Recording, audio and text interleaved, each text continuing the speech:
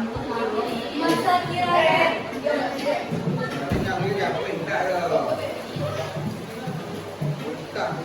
Muhammad Rafa. Umar apa? Muhammad Rafa. Muhammad Salim. Nabila Faradina Fayanisa. Nasya Putri. Wan, Ibu Kenji. Queen Zelia Fazami. Rafa Biasa Sastra. Rahmat Al-Majid. Raka Alia Alfa. Reva Melisa Alfa. Mungkin ya, Bu. Ada yang Amanya sama di Bu. ada yang Amanya sama di Bu. di jam pertama kan pakai Alfa. Alfa Ya. Ini amanya telepon ya, nih. Kenapa namanya tak telepon balas? Enggak tahu ada, Bu. Ini kan teleponnya sakit. Rehan Fadila. Reza Novia Putri. Rizky Nur Alamsyah. Apa, Bu? Septina Kairia. Asik. Kalia. Fizi. Wilmi Dayat.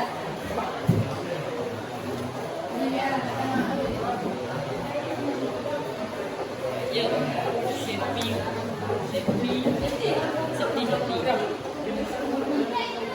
Sebelum kita masuk ke pembelajaran minggu kemarin, tolong sampah-sampah di depannya dipilih dulu ya.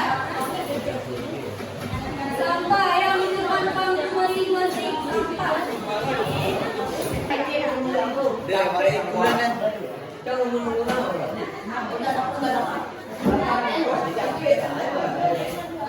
lupa lagi catatannya. Minggu lalu kita bahas apa? Metode penelitian sejarah. Metode penelitian.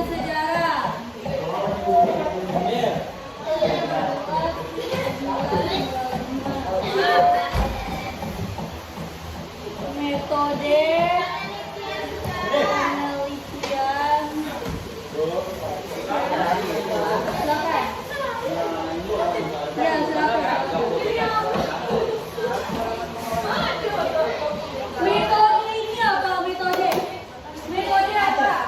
Cara. Apa? Langkah-langkah apa lagi metode?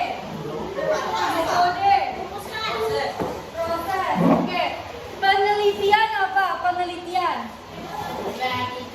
Observasi. Jadi metode penelitian sejarah adalah langkah-langkah untuk melakukan observasi atau penelitian sejarah. Ada berapa tahapan metode penelitian? Kemarin saya jelaskan. Yang pertama, pemilihan topik. Yang kedua, heuristik. Satu orang minta apa itu heuristik? Kita sudah bahas kemarin. Udah ikut tayangkan juga. Apa itu heuristik? Tahapan awal untuk metode penelitian.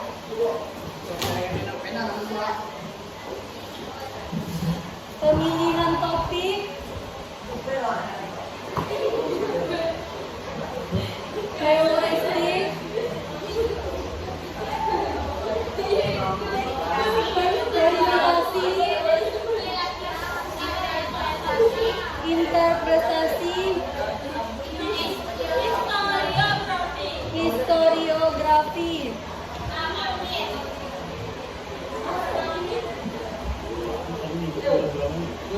Nah, kalau udah ketemu topiknya, kalau diberikan judulnya, langsung lakukan heuristik, tahapan awal untuk melakukan metode penelitian. Kalau udah dilakukan tahapan awal metode penelitian, langsung ke verifikasi. Diverifikasi sumber. Verifikasi kemarin apa yang berdasarkan? Nah, betul nggak topik yang kita ambil itu faktanya, sumbernya? Kalau udah diverifikasi, interpretasi kemarin apa? Menentukan sumber. Pembentukan sumber kemarin. Oke. Kalau udah dicari topiknya udah betul, udah ketemu faktanya, baru ditentukan sumbernya.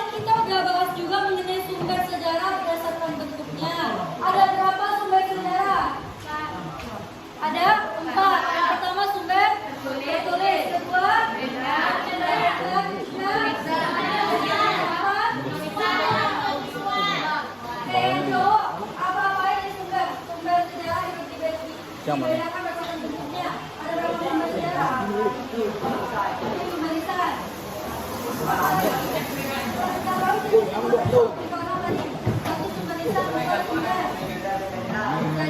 Dan jawab apa lagi? Sumber apa lagi? Sumber lisan udah, sumber benda udah, sumber apa lagi? Sumber visual dan audio visual. Udah ibu bedakan kemarin. Visual apa? Visual apa? Contohnya foto atau dokumen. Audio. Audio apa? Rekaman suara. Rekaman lagu Indonesia Raya. Kalau audio visual apa?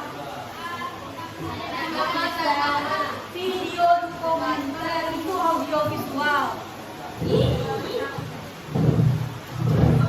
Kalau sumber tertulis kemarin apa aja yang disebutkan? Contohnya laporan, prasasti. Kemarin kayaknya mau kasih tugas deh, cari prasasti di rumah. Ada cari? Nggak ada. Nggak ada, berarti cuma tugas makalah di rumah ya. Kita bahas dulu sejarah berdasarkan sumber ya. Kalau untuk sumber tertulis sudah paham semua. Apa-apa aja yang termasuk dalam sumber tertulis? Sudah paham? Kalau dari berdasarkan contohnya memang kalau misalnya ibu berikan laporan sekarang makalah contoh makalah teman kalian ini kan makalah metode penelitian sejarah. Ini maksudnya sumber apa? Sumber tertulis karena dia bentuknya laporan.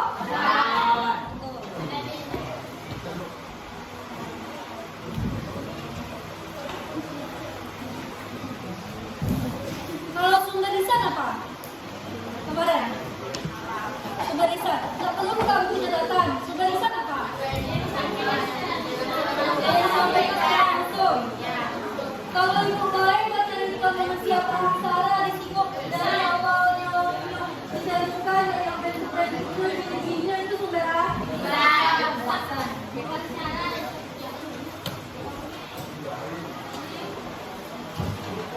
Dalam susunan metode penelitian yang 5 ini wajib ada ya. Kalau ini nggak ada, kita harus menentukan heuristik, verifikasi, interpretasi, dan historiografi. Kalau nggak ada topik atau judulnya, gimana cara kita mau bikin makalah? Kemarin saya jelaskan juga kan, kalau makalah itu harus ada pemilihan topik, baru kita bisa menentukan heuristik, verifikasi sumber, interpretasi, dan penulisan sejarah. Untuk pengalaman historiografi masih ada yang belum paham. Apa itu historiografi? Soalnya sekarang kita bakal membahas mengenai jenis-jenis dari historiografi. Historiografi itu ada banyak jenisnya. Nah makanya ibu bagi kalian berkelompok nanti juga masing-masing kelompok akan membahas satu historiografi. Silakan yang coba berdekat dengan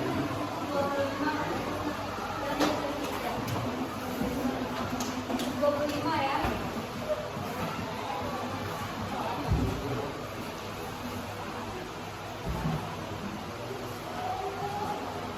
Baca lagi bukunya, catatannya historiografi biasanya apa kalian dijelaskan? Penulisan sejarah atau penampil dalam penelitian yang dilakukan oleh penelitian sejarah. Nah nanti historiografi ini terbagi menjadi banyak. Kita bahas dulu yaitu mengenai historiografi penjelasannya. Karena kalian sudah mencatat kemarin historiografi adalah penulisan sejarah berdasarkan sudut pandang tertentu.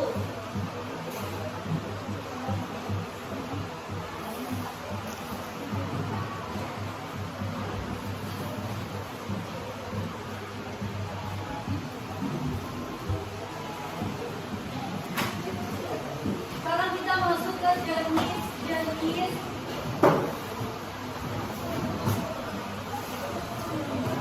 historiografi.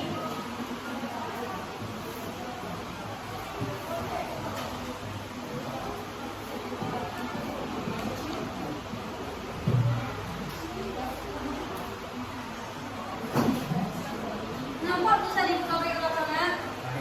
Baik. Bahasa ini jenis historiografi.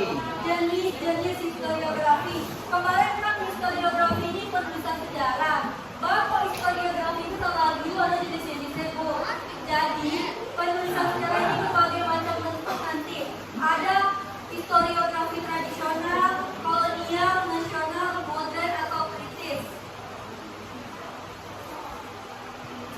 historiografi ini terbagi menjadi banyak.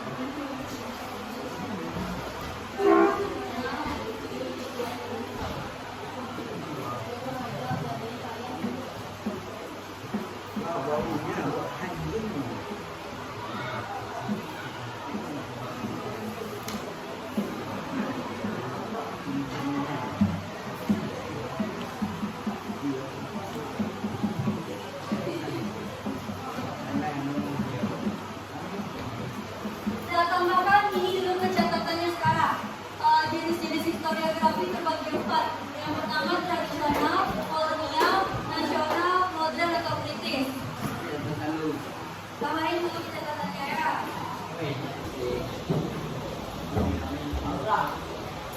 Dan sekarang dibagikan dulu ya. Satu berdua masing-masing. Kalau bisa nanti bagikan satu berdua dulu, satu berdua.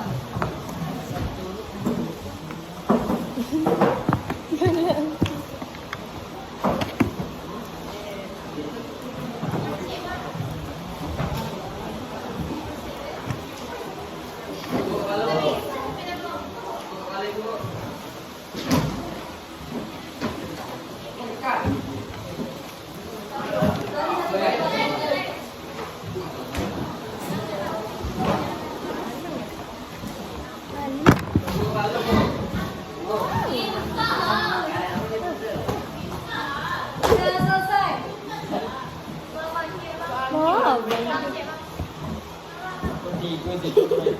Mau ikut sama aku? Nggak cocok mau bagi Kalau siapa yang mau satu bagian? Kalau mau satu. Ya, dari tambah catatannya yang kali ini. Sekarang buka buku halaman 73. Kita 1 jam terakhir nanti kuis ya. Kita sampai Udah, Mbak.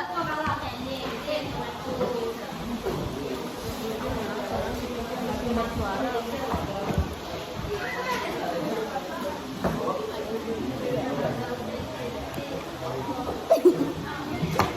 kamera lu putih tangannya di situ. Nah, jadi di situ ada penjelasan mengenai historiografi tradisional. Silahkan dibaca, dipahami sama-sama dulu. Menurut abad keberapa orang-orang Eropa menulis sejarah menggunakan pendekatan historiografi?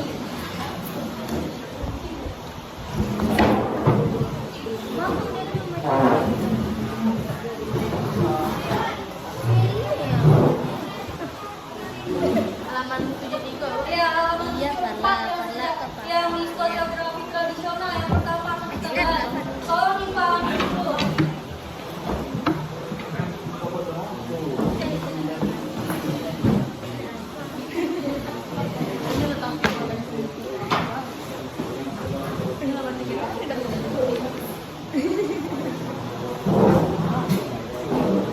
Nah, silakan dibaca dulu. Mana dipahami? Historiografi tradisional aja baca dulu ya. Kita bahas satu.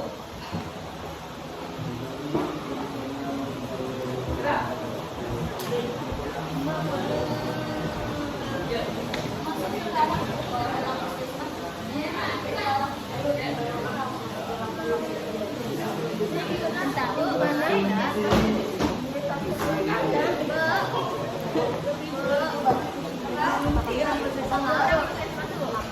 Cuman cek kesehatan.